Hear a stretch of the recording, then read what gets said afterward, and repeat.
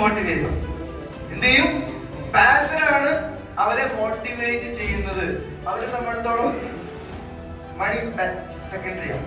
ഇപ്പോ സച്ചിൻ ടെണ്ടുൽക്കർ കാശിന് വേണ്ടി ക്രിക്കറ്റ് കളിച്ചാണോ? അല്ലല്ലോ. സെയിം ലൈക്ക് നമ്മൾ നെറ്റ്വർക്ക് മാർക്കറ്റിംഗ് ചെയ്യേണ്ടത് പാഷനേറ്റ് ആയിട്ട് ആവണം.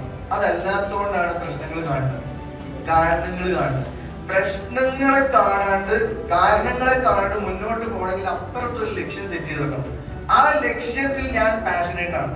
ആ പാഷനേഷന് വേണ്ടിയിട്ട് വേണം നമ്മൾ ഓട്ടം. ആ ഓട്ടത്തിനിടയ്ക്ക് എന്ത് സംഭവിച്ചാലും വിഷയമല്ല. സച്ചിന് ഒരു ബോൾ വന്നു, കയ്യിൽ കൊണ്ടു, സച്ചിന് വിഷയമാണോ? 2 ദിവസം റെസ്റ്റ് എടുക്കും, വീണ്ടും കളിക്കാൻ ഇറങ്ങും.